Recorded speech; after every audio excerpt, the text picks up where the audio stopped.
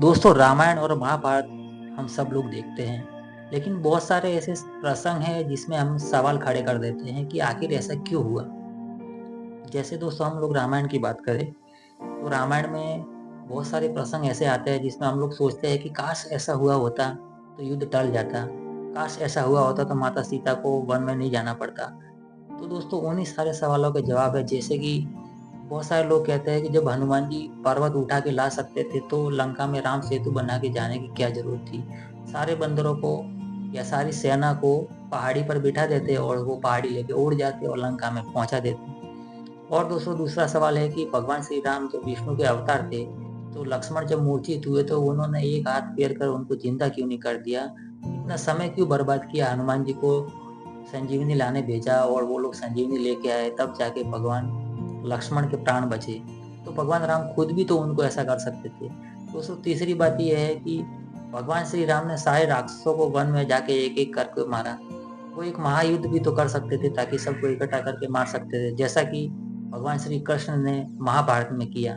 सारे योद्धाओं को कुरुक्षेत्र में इकट्ठा कर दिया और एक ही साथ सबको निपटा दिया। तो दोस्तों ऐसे कई सारे सवाल है जिनके जवाब हम आज आपको देने वाले हैं। तो दोस्तों वीडियो थोड़ा लंबा हो सकता है, लेकिन आपसे निवेदन है कि आप वीडियो को पूरा जरूर देखें ताकि आपको इससे रिलेटेड सारी जानकारी और सारे आपके क्वेश्चन जो है उसका जवाब मिल सके। तो चलिए वीडियो को शुरू करते हैं। दोस्तों सबसे पहले वीडियो शुरू करते हैं माता सीता के स्वयंवर प्रसंग से। दोस्तों क्या आप जानते हैं माता सीता के स्वयंवर में भगवान श्री राम को न्योता मिला ही नहीं था।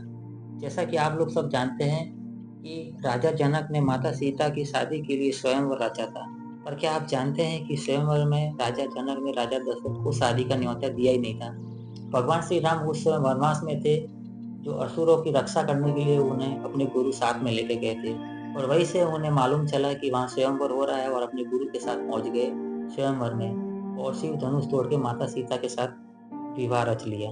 तो दोस्तों दूसरा प्रसंग आता है कि भगवान राम का वनवास। दोस्तों आप और हम सभी यही सुनते आ रहे हैं कि माता कैकेयी ने भगवान श्री राम को वनवास दे दिया और भगवान श्री राम को वनवास जाना पड़ा। माता कैकेयी ने सिर्फ इसलिए किया था कि वह अपने पुत्र भरत को राजा बना सके और श्री राम को वनवास भेज सके। दोस्तों ये हमें काफी सुनने को मिलता है कि ये उनकी एक दासी मंथरा के कहने पे किया था, जबकि दोस्तों ये कुछ हद तक तो सही है, लेकिन संपूर्ण सच्चाई इसकी ये नहीं है। आज हम आपको इसकी संपूर्ण सच्चाई बताते हैं। दोस्तों माता कैकेयी ने भगवान श्री राम को वनवास दिया था, उसके पीछे बहुत ही बड़ी कहानी है। तो आप थोड़ा ध्यान से सुनना ताकि आपको समझ में आ सके कि उसकी असली कहानी क्या है। दोस्तों मंथरा नाम की जो दासी है वो माता कैकेयी को अपने बचपन से ही पाल पोस कर बड़ा करती है और वह उनकी खानदानी दासी थी, जो शादी के बाद राजा दशरथ को सौंप दिया गया और वह अयोध्या में माता कैकेयी की सार और रक्षा करने के लिए साथ में दिया गया। तो दोस्तों स्वाभाविक सा है कि जो दासी जिसको बचपन से बड़ा किया है उसके पुत्र से वो थोड़ा ज्यादा प्यार करेगी। उससे एक ये भी एक कारण था कि मंत्रा भरत से थोड़ा ज्यादा लगाव था।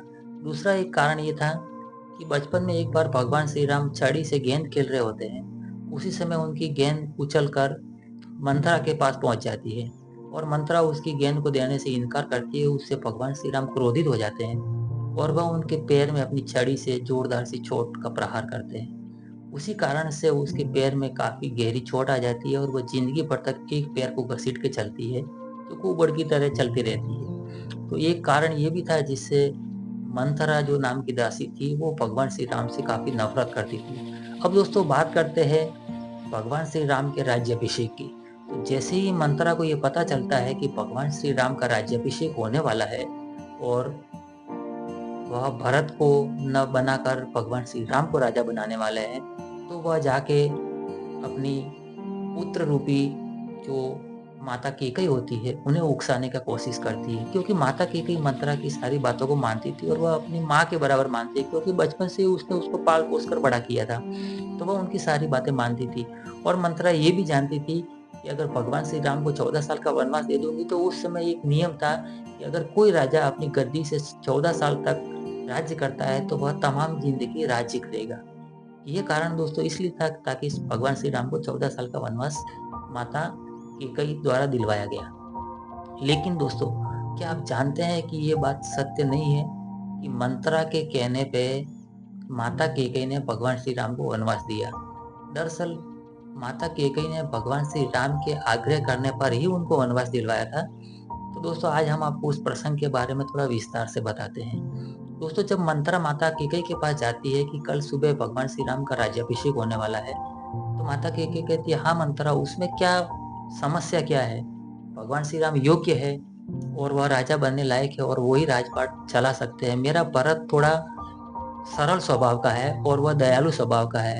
एक राजा को दयालु स्वभाव का नहीं होना चाहिए, वह दूरदृष्टिवान होना चाहिए और काफी अपना योग्य शासक होना चाहिए।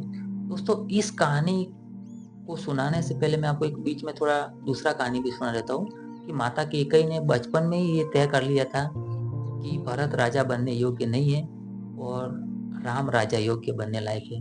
दोस्तों एक बचपन में जब माता कैकेयी अपने पुत्रों को तीर धनुष की शिक्षा दे रही होती है, तभी अपने छत पर एक कबूतर का निशाना लगाने के लिए भरत से कहती है।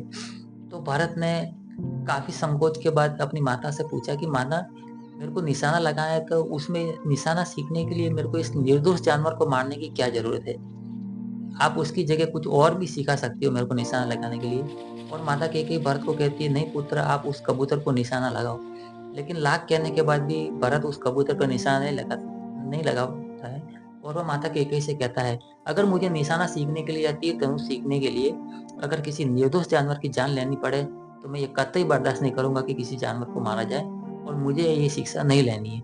ये कहकर वह अपना तीर और धनुष जमीन पर पटक देते हैं और माता के साथ क्रोधित हो जाते हैं, जो कि बाल्यावस्था में हर कोई बालक करता रहता है। तभी माता कैकेयी ने भगवान श्री राम की तरफ देखा और बोला, पुत्र राम, आप उस कबूतर को निशाना लगाओ।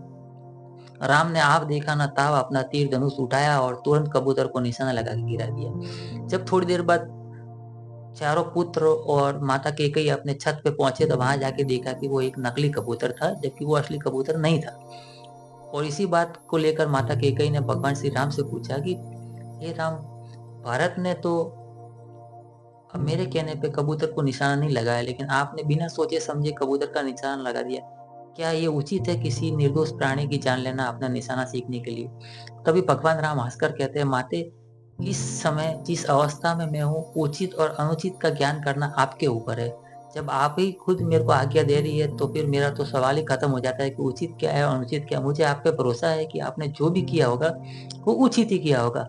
और राजा का एक धर्म होता है कि अपने बड़ों की आज्ञा का पालन करे और राज धर्म का पालन करे। और राजमाता का मैं, आप मेरी माता है, तो मुझे आपके आदेश का पालन करना बहुत जरूरी है। उचित और अनुचित का फैसला करना अभी आपका काम है। तभी माता कैकेयी ने सोच लिया था कि जो भरत है उनका पुत्र, वो काफी भावुक है और एक राजा के लिए ये गुण काफी दुखदायी मतलब खतरनाक हो सकता है। और भगवान श्री राम है वो काफी उत्सुक और सत्य असत्य, धर्म अधर्म सबका फैसला करने वाले हैं। तो एक राजा के लिए ये गुण बहुत ही उपयोगी और अत्यंत आवश्यक गुण है जो कि भगवान श्री राम में है।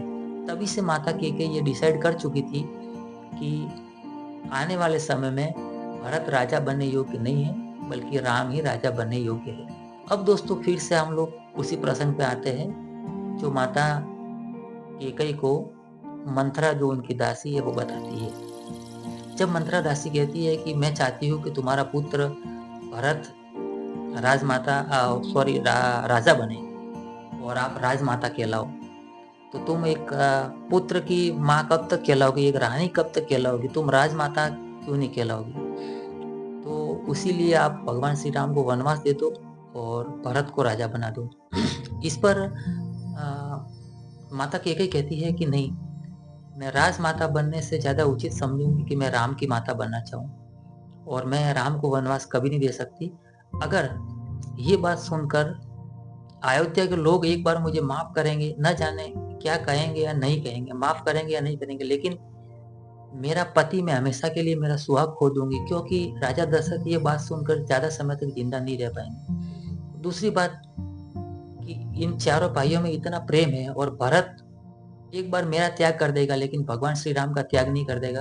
मैं तमाम जिंदगी माँ बन के अपना पुत्र का हक जो है वो खो दूंगी, इसलिए मैं ऐसा कदम कभी नहीं उठा सकती। और काफ़ी मंथरा के समझाने के बाद भी माता कैकेयी कहती है, मंथरा आप जाओ और अपने कक्ष में विश्राम करो। अगर कुछ इस बात के लिए ज़रूरत पड़ेगी तो मैं आपको बुलाऊँगी। ये बात सुनकर मंथरा उदास होकर चली जाती है। तभी माता कैकेयी अपने कक्ष में आराम करती है और उन्हें हल्के से पदचाप की आवाज़ सुनाई देती है। और भारी कदमों से चलते हुए जब आते हुए राम को देखती है और राम अपनी माता से आधी रात को आज्ञा माँगते हैं कि माते मैं आपके कक्ष में आ सकता हूँ। तो माता कैकेयी बड़े विनम्र भाव से अपने भगवान श्री राम से कहती है, पुत्र राम आप आइए मेरे कक्ष में, और क्या कुछ खास बात है ताकि आप इतनी रात को मेरे कक्ष में आए हैं? भगवान श्री राम तो कुछ और ही माँगने के लिए आए थे और माता कैकेयी को कुछ तो अंदेशा था इन सब चीज़ों को लेके, क्योंकि मंथरा ये सब बातें अपने राज्यों में कर रही थी। तो ये सुनकर भगवान श्री राम अपनी माता के पैरों के पास में बैठ जाते हैं। उनके पैर पकड़कर उनके पास बैठने के बाद कहते हैं, हे माता, मैं आज आपसे कुछ माँगने आया हूँ, पर पहले आप मुझे वचन दो, क्या आप दे सकती हो कि नहीं दे सकती हो? इस पर माता कैकेयी काफ़ी संकोच में पड़ जाती है, क्योंकि उन्हें थोड़ा अंदेशा रहता है कि भगवान श्री राम कुछ तो ऐसा चीज़ माँगने के लिए आए जिससे मेरा जीवन पे काफ़ी प्रभाव पड़ेगा। तो माता कैकेयी कहती है, पुत्र राम, आपको मैंने बचपन से पाल-पोस कर बड़ा किया है। माता कौशल्या से ज़्यादा मैंने आपका ख़्याल किया है, आपका पूरा बचपन मेरे साथ गुज़रा है। आप मुझे भरत से भी ज़्यादा प्रिय हो। मैंने भरत को एक बार के लिए छोड़ दिया होगा, लेकिन आपका हमेशा बचपन में ध्यान रखा है। और आज ऐसी कौन-सी ज़रूरत आन पड़ी जो आप मेरे से वचन माँगते हो? लेकिन भगवान श्री राम माता को कैकेयी को ये सब बातें नहीं बताते हैं। पहले बोलते हैं कि नहीं माता, पहले आप मुझे वचन दो तभी मैं ये बात बताऊँगी। अंततः थक हार कर माता कैकेयी कहती है, पुत्र राम, जाओ मैं आपको वचन देती हूँ, जो आज आप माँगोगे वो आपको मिलेगा। चाहे मुझे अपनी जान से क्यों नहीं हाथ धोना पड़े, लेकिन मैं आपको दूँगी। माता कैकेयी को वचन में लेने के बाद भगवान श्री राम सीधे माता कैकेयी से कहते हैं, हे माता, कल सुबह मेरा राज्य तिलक होने वाला है, लेकिन मैं चाहता हूँ कि मुझे राज्य तिलक की जगह मुझे 14 साल का वनवास मिले। अब दोस्तों सवाल ये आता है कि भगवान राम माता कैकेयी के पास ही क्यों गए? क्योंकि भगवान राम को पता था कि माता कैकेयी के पास 2 वचन सुरक्षित है। तो माता कैकेयी अपने वचनों की रक्षा के हेतु राजा दशरथ से ये माँग सकती है। अन्यथा अगर कोई दूसरी रानी या दूसरा कोई इंसान राजा दशरथ के पास भगवान राम का वनवास माँगने जाते तो शायद राजा दशरथ उसका उस समय वध भी कर सकते थे, और तो और उसे राज्य से बाहर निकालते थे, क्योंकि उनके राज्य में अयोध्या में जितने भी मंत्री, राजमंत्री, माताएँ, राजमाताएँ या जो भी थी, भगवान श्री राम से काफ़ी ज़्यादा प्यार करती थी और भगवान श्री राम सबसे ज़्यादा प्यारे राजा दशरथ को थे। तो भगवान श्री राम के राजा दशरथ एक बार चाहे तो अपना मौत स्वीकार कर सकते थे, लेकिन भगवान श्री राम को वनवास नहीं दे सकते थे। और भगवान श्री राम ये जानते थे कि माता कैकेयी के पास 2 वचन सुरक्षित है। तो एक बार राजा दशरथ स्वर्ग में राजा इंद्र के कहने पे युद्ध लड़ने के लिए गए थे।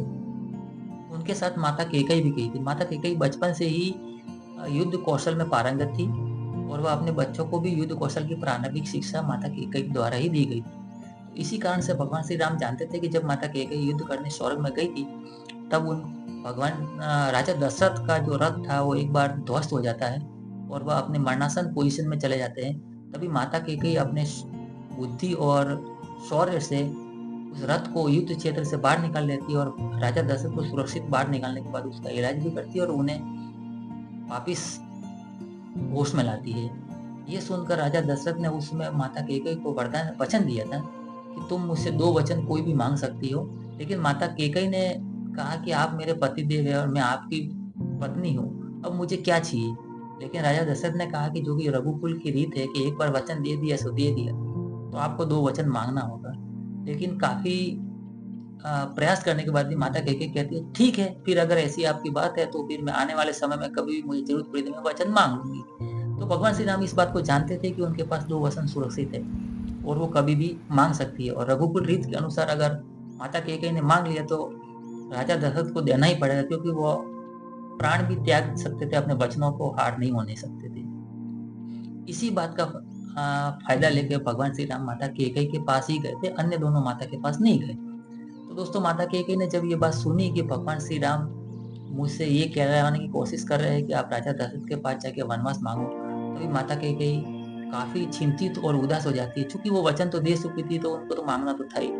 लेकिन फिर वो राम को समझाती है कि हे राम, क्या आप जानते हो, जब से अगर मैं ये वचन मेरे मुँह से निकलेंगे और राजा दशरथ जो कि आपके पिताश्री सुनेंगे, वो सुनते ही सबसे पहले वो मर जाएँगे। क्योंकि वो आपसे इतना ज़्यादा प्यार करते हैं कि वो आपके वनवास कैसे बर्दाश्त करेंगे।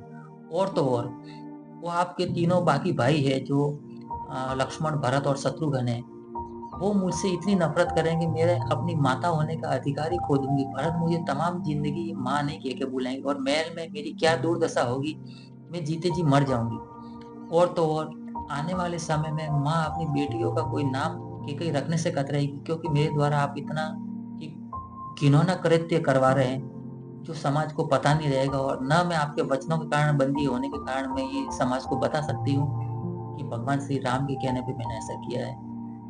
काफ़ी समझाने के बाद भी भगवान श्री राम नहीं मानते हैं, तब जाके माता कैकेयी कहती है कि ठीक है, जब आप नहीं मान रहे हो तो मुझे जाके माँगना ही पड़ेगा। क्योंकि प भगवान श्री राम माता कैकेयी को काफ़ी समझाते हैं, उन्हें अपना जन्म का उद्देश्य बताते हैं। दोस्तों, भगवान श्री राम ने अपने जन्म का उद्देश्य सिर्फ़ 2 ही लोगों को बताया था। एक माता कैकेयी को बताया था और एक सबरी बिलनी जो उन्हें वनवास में मिलती है, उनको बताया था। तो माता कैकेयी को उन्होंने अपना जन्म का सारा उद्देश्य बता दिया और उसके बाद उन्होंने माता कैकेयी से कहा कि माते, आपके सिवा कोई ये वचन माँग नहीं सकता, इसलिए आपको ही जाके राजा दशरथ अर्थात मेरे पिताश्री से ये वचन माँगना होगा। और मेरा जन्म एक राक्षसों का नाश करने के लिए हुआ है, ना कि मेरा राजपाट करने के लिए हुआ है। और वो उन्हें अपने भगवान विष्णु के रूप में आके भी उन्हें बता देते हैं कि मेरा जन्म इन्हीं कारण से हुआ और मैं उसका अवतार हूँ और ऐसा-ऐसा मेरे साथ होने वाला है। सारी बातें सुनकर माता कैकेयी राजा दशरथ के पास जाती है और अगली सुबह जब राजा दशरथ के पास जाती है, तब राजा दशरथ जब ये वचन सुनते हैं तो राजा दशरथ उसी समय बेहोश होकर गिर जाते हैं, क्योंकि वह अपने प्राण से भी प्रिय पुत्र राम को अपने जुदा नहीं कर सकते थे। अब ये बात सारे राजपाट में फैल जाती है। अंततः दोस्तों, माता कैकेयी के कहने पे राजा दशरथ भगवान श्री राम को 14 साल का वनवास दे देते हैं और भगवान राम अपनी प्रिय पत्नी माता सीता और अपने प्रिय भाई लक्ष्मण के साथ वनवास के लिए प्रस्थान कर देते हैं। अब दोस्तों, सवाल ये आता है कि भगवान राम के वनवास जाते समय उनके साथ लक्ष्मण ही क्यों थे? क्योंकि दोस्तों, भगवान राम का जब राज्याभिषेक होने वाला था और अगले दिन जब उन्हें वनवास मिला, तब उनके दोनों छोटे भाई जो भरत और शत्रुघ्न अपने नाना के घर ननिहाल में गए हुए थे और उस समय लक्ष्मण ही मौजूद थे। शत्रुघ्न और भरत को राम वनवास की खबर काफ़ी दिनों के बाद मिलती है। जब राजा दशरथ की मृत्यु हो जाती है, उसके बाद ही उन्हें ये खबर मिलती है कि भगवान श्री राम को वनवास हो गया है और आपके पिताश्री राजा दशरथ की मृत्यु हो गई है। तभी वो लोग दोनों भाई अपना ननिहाल से घर आते हैं और आते ही कहा जाता है कि भरत ने सीधे मंत्रा के पीठ पे प्रहार किया था और वो काफ़ी उन्हें चोट पहुँचाई थी। उसके चलते मंत्रा झुकी हुई सी चलती थी, जिसके कुबड़ में उन्होंने चोट पहुँचाई थी। दोस्तों, अगला प्रसंग आता है कि भगवान राम ने वन में घूम-घूम कर एक-एक राक्षस को क्यों मारा? जैसे कि महाभारत में हुआ था, भगवान श्री कृष्ण ने सभी को अपना कुरुक्षेत्र में इकट्ठा किया और एक ही साथ सबको निपटा दिया। लगभग 50 लाख के लगभग जितनी सेना को एक ही साथ कुरुक्षेत्र में मौत के घाट उतार दिया। तो भगवान राम भी ऐसा कर सकते थे। लेकिन दोस्तों, भगवान श्री राम निर्दोषों को नहीं मारना चाहते थे और वो एक-एक राक्षस को अपने राज्य में जाके ही वहाँ उन्हें मारकर अपना जो भी मकसद था वो पूरा करना चाहते थे। यही दोस्तों कारण रहा कि भगवान राम वन में घूम-घूम कर सारे राक्षसों का वध किया और अंत में जब रावण नाम का राक्षस एक जिंदा रह गया तो उसको मारने के लिए उन्होंने युद्ध किया। उनको रावण के साथ युद्ध करने का दोस्तों कारण ये था कि उसके राज्य में पूरा राक्षस राज्य था और उनकी सेना में सभी राक्षस थे। तो उनको एक साथ मारना बहुत ज़रूरी था, उसी के लिए उन्होंने ये युद्ध करने का और माता सीता का हरण और वो सब जो अपनी माया रचाई या ये कहे कि अपनी लीला रचाई, तो उन्होंने इसलिए सिर्फ रावण के लिए ही ऐसा किया था, क्योंकि लंका में सभी राक्षस थे और सभी राक्षसों का एक साथ उद्धार करना ज़रूरी था। अब दोस्तों, तीसरा प्रसंग आता है कि भगवान श्री राम ने माता सबरी के झूठे बेर क्यों खाए और वहाँ जाकर माता सबरी ने उन्हें बेर ही क्यों दिए? दोस्तों, बहुत सारे लोग आज भी इस कथा में ये कहते रहते हैं कि माता सबरी जब भगवान राम आए थे उन्होंने वन में जाके बेर लाए। लेकिन दोस्तों, बेर के पीछे का भी एक बहुत ही बड़ा रहस्य है। दोस्तों, वह बेर नहीं एक प्रकार का संजीवनी का ही फल था जो बेर की तरह दिखता था, अर्थात बेर का ही एक प्रजाति का जो फल होता है, जो संजीवनी था। माता सबरी ने भगवान राम को मतलब उस बेर के ज़रिए एक संदेश भी दिया था कि आने वाले समय में ये संजीवनी है। और जब भगवान श्री राम ने पूछा कि इतने मीठे बेर है आपने कहाँ से लाया, तो माता सबरी ने उसकी जगह भी बता दी थी, जो कि किसी और के द्वारा वहाँ लाए गए थे। तब भगवान श्री राम को लक्ष्मण मूर्छित के समय तुरंत ही सबरी के द्वारा दिए गए वो बेर का पता चला। और जब वेद जी को बुलाया तो वेद जी ने भी उन्हें यही सजेस्ट किया कि आप पर्वत में जाके और एक संजीवनी जड़ी बूटी जो है वो लेके आओ, और उससे ही लक्ष्मण के प्राण बचते हैं। उस समय भगवान श्री राम तो बेर खा जाते हैं, लेकिन लक्ष्मण संकोचवश नहीं खाते हैं, और यही बेर उनके मूर्छित होने के समय काम लगते हैं। और भगवान श्री राम लक्ष्मण को संजीवनी का लेप लगाते हैं, जो कि लंका से बुलाए गए सुषेण वेद के द्वारा लगाया जाता है, और लक्ष्मण के प्राण वापिस आते हैं। यह एक लक्ष्मण का अपमान करने का बदला भी था, जो माता सबरी का अपमान किया था, उन्होंने उनके बेर ना खा के फेंक दिए थे। अब दोस्तों तीसरा प्रसंग आता है राम सेतु निर्माण का। काफी लोग के मुंह से मैंने ये सुना है, या काफी लोग इसके बारे में चर्चा करते हैं कि जब भगवान हनुमान जी पर्वत को उठा के ला सकते थे, तो क्यों ना उसी पर्वत पे सारी वानर सेना को बिठा के और लंका में ले जाके उनको वहां रख देते थे। क्योंकि हनुमान जी जो है वो भगवान राम के सेवक थे। तो वो सारा जो युद्ध से रिलेटेड जो भी क्रेडिट था, जो युद्ध से रिलेटेड जो भी यश था, वो भगवान श्री राम को देना चाहते, ना कि खुद अपने ऊपर लेना चाहते। क्योंकि सेवक का काम होता है सेवा करना और अपने राजा की या अपने गुरु की आज्ञा का पालन करना, ना कि उसका क्रेडिट अपने को लेना। तो इसके द्वारा भगवान श्री राम और हनुमान जी ने हमें एक मैसेज भी दिया है कि जब भी आप काम करो, निस्वार्थ भाव से काम करो, उसमें अपना क्रेडिट लेने की कोशिश ना करो। दूसरी चीज, भगवान श्री राम एक कुशल योद्धा थे। वो अपनी सेना में ये सुनिश्चित करना चाहते थे कि पुल के जरिए उन्हें एक रास्ता मिल गया है कि किसी भी सैनिक के मन में ये संदेह ना हो कि इन केस हमारे पास इमरजेंसी हुआ तो हम वापिस कैसे लौटेंगे। दोस्तों हर पल तो ये संभव नहीं था कि हर वानर को इमरजेंसी के समय हनुमान जी अपने पहाड़ी पे बिठा के लाए और ले जाए। तो दोस्तों एक रास्ता होना सुनिश्चित है। जब भी आप किसी उद्देश्य के लिए निकलते हैं, जब आप टीम मेंबर है और आपकी टीम के साथ निकलते हैं, तो आपकी टीम को वापिस सुरक्षित लौटने का पूरा अंदाजा हो और सुरक्षित लौटने का उनको विश्वास हो कि हम वापिस सुरक्षित लौट जाएंगे और लौट सकते हैं। तभी आपका जो सेना है या आपके साथ जो टीम में काम करने वो अपना दिल खोलकर काम करेंगे और पूरे 100% कॉन्फिडेंस के साथ वो लड़ेंगे। क्योंकि उन सेतु बंधन बनाने से ये सुनिश्चित हो गया कि जिसको भी वापिस आना है वो वापिस आ सकता है। उसके लिए किसी थर्ड पर्सन की या तीसरे व्यक्ति की जरूरत नहीं है। वो पूरी तरह से स्वतंत्र है। अगर आपकी सेनापति आपकी सेना को पूरी तरह से स्वतंत्र रख सके और पूरी तरह से ये सुनिश्चित कर सके कि युद्ध में अपनी जीत पक्की है और वापस रिटर्न होते समय हमको इसी रास्ते से आना है, तो वो सेना अपना 100% मनोबल के साथ लड़ेगी। दोस्तों यही कारण था कि भगवान श्री राम ने 5 दिन की मेहनत के बाद सेतु बंधन बनाया या सेतु पुल जो का है वो बनाया और अपनी सेना को पैदल पैदल 30 किलोमीटर चला के लंका में ले गए। और लंका जाने के बाद उन्होंने युद्ध किया और युद्ध के दौरान दोस्तों रावण का वध किया। और रावण का वध करके सेना सुरक्षित अब उसी मार्ग से वापिस भारत की सीमा में प्रवेश कर गई थी। अब दोस्तों तीसरा प्रश्न आता है कि हनुमान जी को लंका में भेजा। दोस्तों जब हनुमान जी को भगवान श्री राम ने लंका में भेजा तो हनुमान जी तो इतने बलशाली थे कि माता सीता को उठा के लेके आ सकते थे। तो वो वहां पे माता सीता को उठा के क्यों नहीं लेके आए? अगर वो माता सीता को उठा के लेके आ जाते तो खामों माता सीता को इतने दिन का इंतजार भी नहीं करना पड़ता भगवान राम से मिलने का, और वो समय से पहले भगवान राम से मिल जाती और वो सुरक्षित आती। क्योंकि हनुमान जी के साथ उन्हें किसी भी प्रकार की क्षति या नुकसान पहुंचने का कोई डर नहीं था। तो वो सुरक्षित अपने भगवान राम से मिल सकती थी, अपने प्रिय पति से मिल सकती थी, लेकिन हनुमान जी ने ऐसा नहीं किया। दोस्तों हनुमान जी जो भी त्रिकालदर्शी थे और वो तो तीनों लोकों के ज्ञाता थे, उन्हें पता था कि मेरा उद्देश्य क्या है और मुझे किस लिए राम ने भेजा है। तो हनुमान जी ना चाहते हुए भी माता सीता को अपने साथ नहीं लेके आ सकते थे, क्योंकि अगर वो लेके आते तो पहली चीज कि संसार में भगवान राम का यश फीका पड़ जाता। सारे लोग हनुमान जी का ही गुणगान करते कि हनुमान ने इतना बड़ा काम करके और माता सीता को वहां से लेके आए, जबकि राम नहीं ले आ पाए। दूसरी चीज़ कि दोस्तों अगर हनुमान जी माता सीता को वहाँ से लेके आ जाते, तो जो राक्षसों का वध था वो बच जाता और क्योंकि भगवान राम का जन्म का उद्देश्य था वो अधूरा रह जाता और वो राक्षसों का विनाश नहीं कर पाते।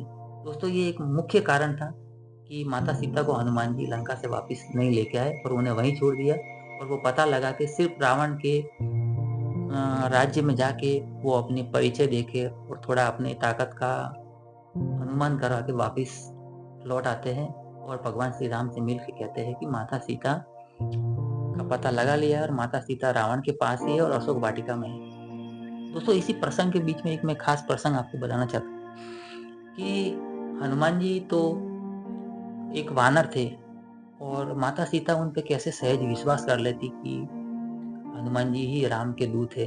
दोस्तों कहानियों के प्रसंग में एक बार मिलता है कि हनुमान जी ने अपना सीना चीर के भगवान श्री राम और माता सीता की मूर्ति या तस्वीर जो दिखाई थी माता सीता को, तो दोस्तों ये तो काफ़ी हद तक सही है और ये सच बात है, ऐसा उन्होंने किया था। लेकिन उसके उपरांत भी माता सीता ये सब बातें नहीं मानती है। क्यों नहीं मानती है उसका कारण था कि दोस्तों वो जिस राज्य में थी श्रीलंका में या जो लंका का है उसमें थी, वो एक मायावी राज्य था। वहाँ पे हर राक्षस माया से भरपूर था। कोई भी कुछ भी कर सकता है। हर राक्षस के पास इतनी शक्ति थी कि वो राम सीता की तस्वीर अपने सीने में दिखा सके क्योंकि सारे राक्षस वहाँ पे मायावी थे। इसीलिए भगवान राम को मायावी और छल के युद्ध करने का काफ़ी कठिनाइयों का सामना करना पड़ा था। तो दोस्तों भगवान श्री राम जब हनुमान जी को भेजते हैं तब हनुमान जी काफ़ी संकोच के बाद भगवान श्री राम से पूछते हैं कि हे प्रभु, मैं वहाँ जाऊँगा, ये चूड़ामणि वगैरह जो भी दिखाऊँगा, मैं कितना भी कोशिश करूँगा लेकिन माता सीता अगर मुझे मिल भी गई, तो वह मेरे पे यकीन कैसे करेगी? क्योंकि ना तो मैं उनको जानता हूँ, ना वो मुझे जानती है। और मेरे इस रूप को देख के माता सीता डर भी जाएगी और भयभीत हो जाएगी। और अगर मैं कोई और भी रूप धारण कर लेता हूँ, तो माता सीता यकीन नहीं करेगी क्योंकि वहाँ पे मायावी राक्षस रहते हैं, वो कोई भी रूप धारण कर सकते हैं और कोई भी माया दिखा सकती है। दोस्तों, माता सीता भगवान राम को एक अलग नाम से पुकारती थी और वो राज सिर्फ भगवान राम को और माता सीता को ही पता था। इसीलिए भगवान राम जब हनुमान जी को भेजते हैं, तो हनुमान जी उन्हें कहते हैं भगवान श्री राम हनुमान जी से कहते हैं कि आप जाके मेरा ये नाम माता सीता को कहना ताकि माता सीता आप पे पूर्ण विश्वास कर लेगी कि आप मेरे द्वारा ही भेजे गए हैं। दोस्तों वो नाम था करुणा निदान। दोस्तों भगवान श्री राम को माता सीता करुणा निदान के नाम से बुलाती थी। जब लाख कोशिश करने के बाद भी माता सीता को यकीन नहीं होता है कि ये हनुमान जो है वो भगवान राम के भेजे हुए दूत है, तब हनुमान जी माता सीता को यकीन दिलाने के लिए उन्हें लास्ट में वो पंक्ति कहते हैं जिससे माता सीता पूरी तरह से संतुष्ट हो जाती है कि ये हमारे प्रभु राम के द्वारा भेजा गया दूत ही है। दोस्तों जब माता सीता ये करुणा निदान शब्द सुनती है तो वह काफ़ी पूरी तरह से आश्वस्त हो जाती है कि नहीं, ये मेरे प्रभु के द्वारा भेजा गया ही दूत है क्योंकि करुणा निदान सिर्फ माता सीता ही भगवान राम को इस नाम से पुकारती थी और माता सीता पूरी तरह से आश्वस्त हो जाती है कि नहीं, ये मेरे प्रभु के द्वारा भेजा गया ही दूत है।